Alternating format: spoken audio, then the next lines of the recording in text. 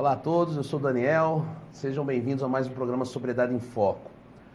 Hoje com a presença da psicóloga Marcela Paiva, que atualmente desenvolve um trabalho na área de dependência química, que veio bater um papo aqui hoje com a gente, para podermos falar um pouco sobre o processo de prevenção ao uso de álcool e droga.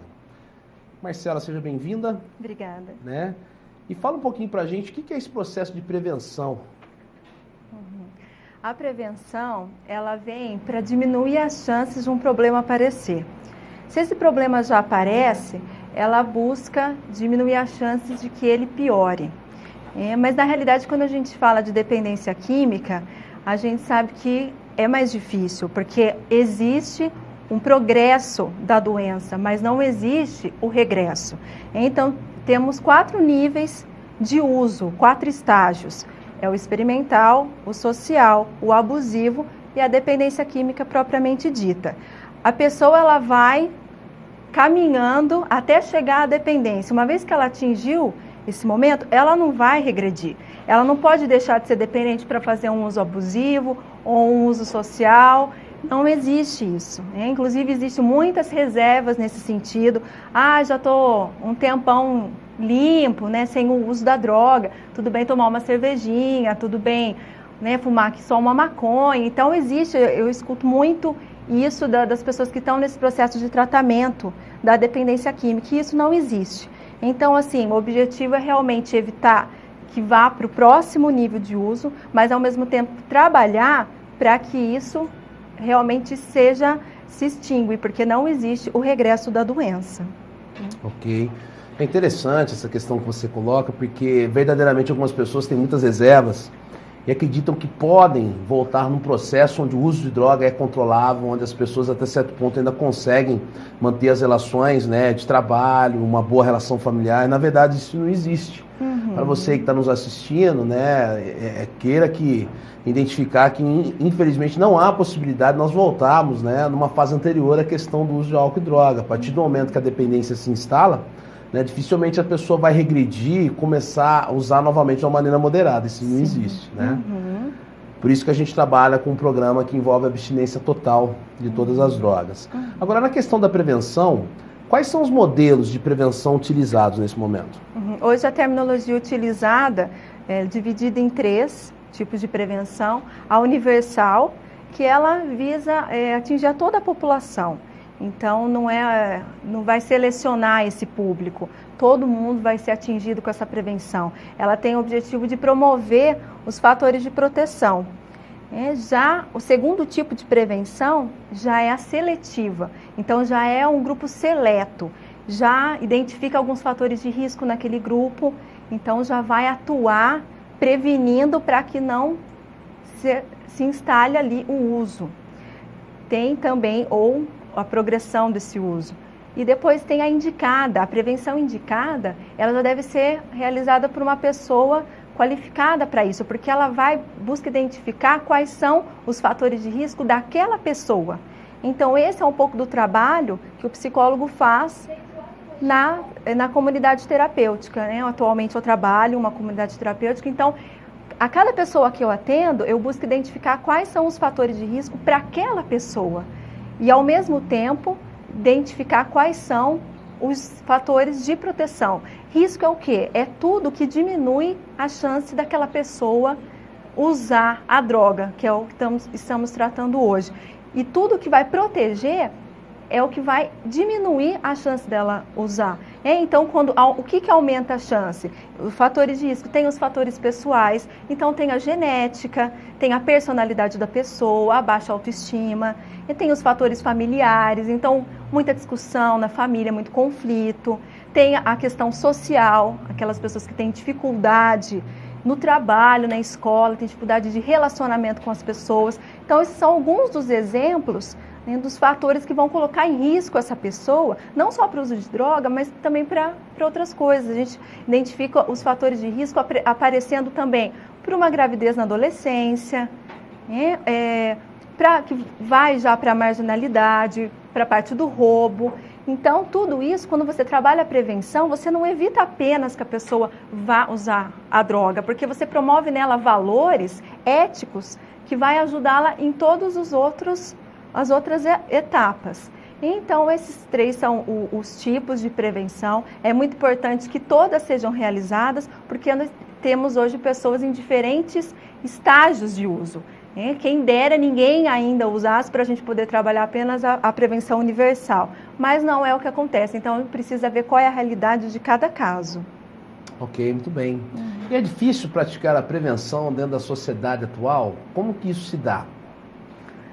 É difícil porque culturalmente nós temos hoje a busca do alívio rápido, prazer imediato. Então existe a pílula da felicidade. O uso da droga, e quando eu digo droga aqui, eu me estendo a também o uso de medicamentos. Então, esse uso do medicamento ou da droga que vai trazer aquele alívio imediato. É mais fácil, do que fazer uma psicoterapia, do que buscar ajuda num grupo de apoio, é mais rápido. Então, hoje em dia é difícil trabalhar a prevenção, porque culturalmente nós vivemos essa experiência. A gente vê na mídia, a gente assiste uma novela, vê a pessoa chega estressada do trabalho, já enche lá o copão com uísque, coloca um gelo, estou me sentindo ansiosa, toma aqui, estou nervosa, toma um calmante, olha o remedinho. Então, isso vai sendo promovido e as pessoas vão crescendo já com essa ideia. Que para que eu vou sentir dor, para que eu vou ficar incomodada com alguma coisa, por que eu vou sofrer com algo se existe uma substância psicoativa que eu vou tomar, que eu vou fazer uso e que vai resolver. Só que isso é um alívio imediato, e simplesmente vai aliviar naquele momento. Então, o importante é que a pessoa busque uma ajuda para que ela possa trabalhar seus conflitos, suas limitações, para que isso seja algo que seja permanente, uma mudança, e não apenas um bem-estar temporário. Então, é muito difícil trabalhar a prevenção. As pessoas não querem muito pensar e ter que elaborar, e nada que requeira um pouco mais de tempo. Ok. E onde que a prevenção começa, né? Em que instituição isso começa? Como que é o início de todo esse processo? A prevenção ela deve começar na instituição da família, dentro de casa.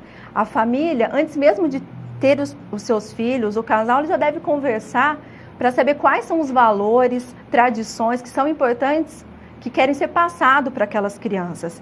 Então, assim, o que é legal, o que a gente tem que seja positivo? É sentar junto na hora de uma refeição, é um passeio de domingo, sem ficar também todo mundo ali em casa, cada um fazendo sua própria atividade. Então, quais são as crenças daquela família que elas querem levar para o filho? Os valores, a moral, a ética, o que quer ser passado? E o que não? O que deve ser evitado? Para que já se trabalhe antes mesmo da criança vir ao lar. Vamos trabalhar isso, as brigas, o tom de voz na hora de conversar, tudo isso vamos deixar melhor para que quando a criança chegue, esse é o ideal. As pessoas às vezes ficam um pouco desanimadas quando eu falo, poxa, eu já tenho meu filho, já está com 10 anos, já está com 20 anos, já está com 30 anos. Não, mas a mudança pode vir a qualquer momento. Essa mudança, claro que pode ser que fique mais difícil, não é o ideal, mas ela pode acontecer. Porque o que acontece hoje, que também é cultural, é a questão que nós estamos buscando muito ter as coisas, esquecendo de ser.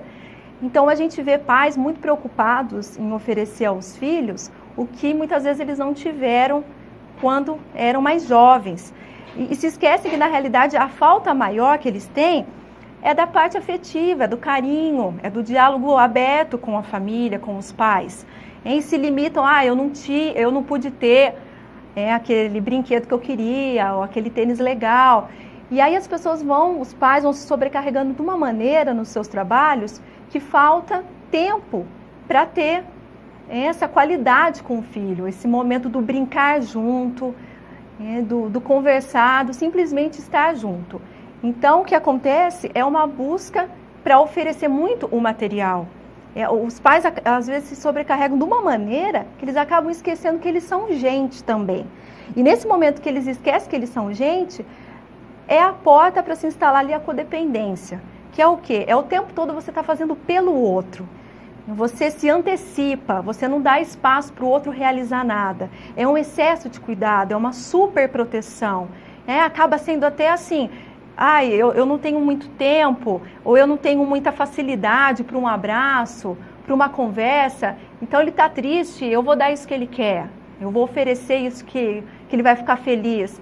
E vai para esse lado do materialismo. Isso vai sendo reforçado. A gente vê a cada geração, isso já vem, não é só dessa última geração, desde a Revolução Industrial, essa necessidade da matéria. Então isso acaba se deixando de lado essa qualidade. E aí os pais acabam não olhando para si mesmo, porque olha tanto para o outro, olha tanto para o filho ou para o ente querido, a esposa que olha para o marido que tem o problema, enfim, qualquer pessoa ali do núcleo familiar, ele tem tanto cuidado com o outro que esquece de cuidar de si e vai se deixando de lado, vai se colocando em segundo, terceiro, quinto plano, e o outro é que vira a prioridade. Muitas vezes a família não sabe muito nem como lidar esses familiares codependentes, quando esse familiar já não precisa mais desses cuidados, quando ele já atinge uma independência, uma maturidade emocional ou financeira, a família fica perdida. Então, a gente vê que realmente tem um sofrimento, claro, é genuíno, é autêntico, a família sofre com o familiar que faz o uso das drogas, com o dependente químico, mas na realidade ela acaba sendo conhecido aquilo para ela e ela tem dificuldade de viver depois a nova realidade, que é já o dependente conseguindo retomar a própria vida. Então o que é importante é os pais estarem muito atentos quais são os seus limites, até onde eu posso ir, quais são os recursos que eu tenho disponíveis nesse momento, recursos emocionais, financeiros, sociais, o que eu posso oferecer para o outro que eu não vou estar passando por cima do que eu acredito, do que eu posso fazer, o que eu tenho de fato a oferecer nesse momento. É isso que é importante a família buscar identificar, e lembrar que as pessoas são diferentes umas das outras. O que para mim é muito, para você pode não ser. Até onde eu posso ir, você pode ir muito além. Então é realmente uma identificação individual. E porque o que acontece? Muitas vezes a família ela se sente culpada. Por mais que ela faça, muitas vezes também muito focada para essa questão da matéria, depois acontece alguma coisa, poxa, onde eu errei? Mas por que você errou? E a liberdade de escolha do outro, o livre-arbítrio, a responsabilidade pelas suas ações, assumir as consequências dos atos. Então, a gente vê aquela família sofrida, culpada, achando onde eu errei. Ah, deveria ter feito mais, deveria ter feito menos, e aquela culpa vai aprisionando. Dizer-se responsável por algo é totalmente válido, porque quando você assume a responsabilidade, você quer reparar aquilo. Você, poxa, eu tenho responsabilidade nisso. O que eu posso fazer para melhorar? Agora a culpa não, ela aprisiona, ela vai deixando pequenininha, a autoestima vai ficando diminuída e você não tem ação, não consegue sair daquele esquema, aquele círculo que foi criado. Então é muito importante que a família esteja bem, porque o comportamento das pessoas, eles são o tempo todo influenciados. Nós somos influenciados e influenciamos o outro o tempo todo. Então, quando se vê um dependente químico na família, a gente observa uma família totalmente desestruturada, disfuncional, porque aquilo mexe, claro, com todos que estão ali junto. Então, a partir do momento que há uma mudança no comportamento, porque a gente não pode achar que o outro vai mudar, porque a gente quer que ele mude. Chega a falar, olha, você não deve fazer isso, você deveria ser assim. Infelizmente, claro que aconselhar, orientar, é válido, precisa acontecer, mas a mudança do outro vai acontecer principalmente a partir da nossa mudança. E quando a gente muda o nosso comportamento, o outro muda também. Então, ao invés de ficar lá gritando em casa, aquelas brigas que não chegam a lugar nenhum, que só pioram o problema, é buscar realmente ter essa conversa, ter mais uma escuta do que o outro realmente está passando, porque o dependente químico, muitas vezes, ele não tem forças nem para pedir ajuda. E aí, aquele conflito familiar só causa nele ainda mais insegurança e ele se refugia ainda mais naquele uso. Então, ao invés de ajudar, atrapalha. Então, precisa cada um realmente estar atento, se melhorando, porque a melhora do outro vai ser uma consequência disso. Ok, muito bem. Fora a família, em que outras instituições existiria a possibilidade de se aplicar o processo de prevenção, então? Tudo começa na família, mas vai chegar uma idade, as crianças vão começar a ir para a escola, e é muito importante que a escola também tenha condições de dar continuidade a essa prevenção. Na escola, principalmente promovendo os fatores de proteção, realmente trazendo uma qualidade, passando os valores para aquelas crianças. Não precisa ficar lá falando das drogas para uma criança, porque muitas vezes vai até aguçar a curiosidade dela, mas é justamente formar uma base sólida para que aquela criança depois consiga falar não. Porque hoje em dia é muito comum, vai-se para a escola, chega-se a uma determinada idade, que você não ouve mais os pais, você vai ouvir os colegas. O que eu preciso fazer para ser aceito, para ser diferente, para chamar atenção? Então, até os 10 anos, o filho ouve bem os pais. A partir de 11 anos, é uma estimativa, ele quer fazer parte daquele grupo, ser aceito naquele grupo. Então, se não tiver aquela base sólida para falar o não naquele momento, e ainda mais que isso, falar o não e ainda promover a consciência do outro, que também é um ideal, precisa ter essa base na escola. A escola vai oferecer esses recursos. Então, os professores eles precisam ser capacitados para isso. Hoje em dia, temos no Amor Exigente, que é um grupo, né, de ajuda para familiares, que já existe uma disciplina dentro das escolas. Tem várias escolas que já têm implementado no currículo básico. E aí os professores têm a capacitação e trabalham essa disciplina com a criança. Então, ela vai sendo educada já desde pequena a ter a sua personalidade fortalecida, reconhecer, olha, isso não é bom para mim, não é legal. Então, a escola é muito importante. Importante ter essa parceria entre professores e familiares também, sempre falando a mesma linguagem. É um trabalho em conjunto.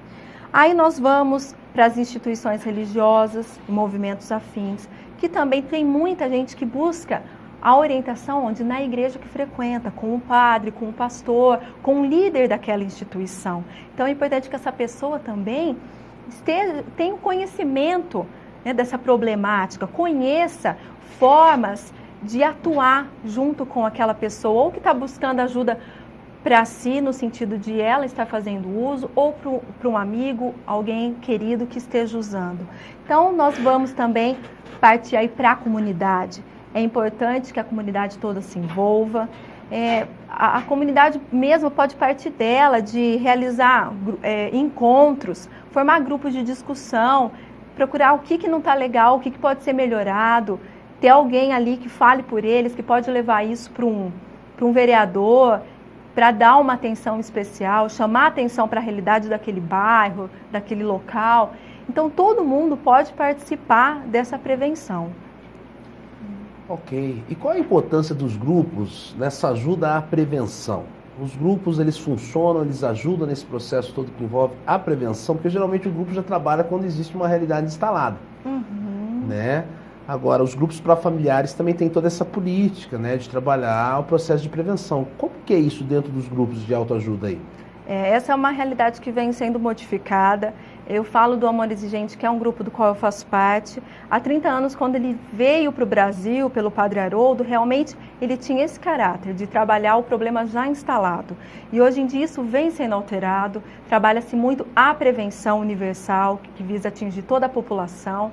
Claro que não deixa de atender, porque como eu falei, existem todas as realidades. Não deixa de atender a família, que é o nosso principal público hoje, é aquele que chega já, num estágio bem comprometido. Mas o ideal seria que as pessoas fossem buscar essa ajuda antes mesmo de qualquer problema acontecer, porque como eu falei, previne-se diversas outras coisas. E o programa, né, do Amor Exigente, ele busca principalmente a qualidade de vida da pessoa. Então, precisa ter alguém fazendo uso de droga para eu buscar, eu preciso estar fazendo uso? Não, claro que não. É buscar uma melhor qualidade de vida.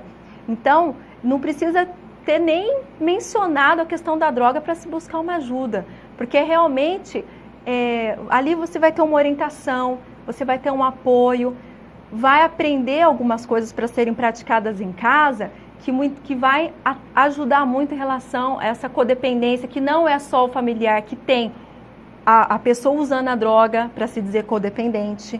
Então, vai ajudar ali A importância das regras, dos limites, né, de uma disciplina dentro do lar, do diálogo, da conversa para o lado racional, deixando a raiva de lado, escolhendo o melhor momento para conversar. Então, é uma série de fatores que vai modificar a vida da pessoa. Ela vai ter uma melhor qualidade de vida. E ela buscando ajuda, ela vai ter a autoestima dela melhorada, vai ter uma série, né, se relacionando com pessoas, trocando experiências, uma série de fatores que vai contribuir com ela e como também eu falei da influência do comportamento sendo realizado, ela vai para casa melhor e vai automaticamente melhorar todo o relacionamento dentro de casa. Então, nós temos o grupo do Amor Exigente, temos o Naranon, temos o Alanon, que são para os familiares, amigos.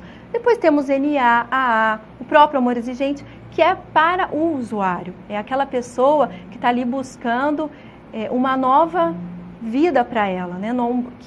Buscando condições para viver de maneira diferente, com melhor qualidade de vida. E também é mais uma ferramenta. A pessoa vai encontrar uma ajuda em casa, vai encontrar na igreja, vai encontrar no grupo, vai encontrar numa psicoterapia. Então, todas essas ferramentas são importantes para se buscar ajuda e trabalhar essa prevenção, ou evitar que apareça, ou se já tiver instalado, diminuir a possibilidade de que piore, e promovendo toda esses fatores que vão também trazer uma qualidade de vida melhor para essa pessoa. Ok. Muito obrigado também, viu, Marcela?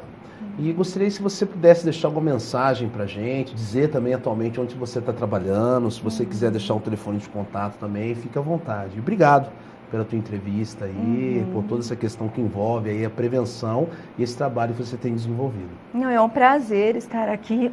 Eu gostaria de falar para as pessoas que quando elas se veem envolvidas nessa problemática, realmente é difícil. Sozinho é muito complicado. Então, para que não sintam vergonha de buscar ajuda, não pague para ver, não espere, eu acho que vai melhorar, eu percebo uma diferença. Não, busque ajuda o quanto antes, utilizando todas essas ferramentas que foram citadas, se fortalecendo, porque isso vai fazer diferença. Então, inclusive, eu me coloco à disposição. Atualmente, eu trabalho numa comunidade terapêutica, aqui em Cosmópolis mesmo. Tenho também o consultório particular em Arthur Nogueira. E eu vou deixar o meu telefone, caso alguém tenha interesse, entrar em contato. É 9363-2535. E eu agradeço muito a oportunidade de estar aqui. Ok. Mais uma vez, obrigado a todos aí, os internautas. E até o próximo programa Sobriedade em Foco.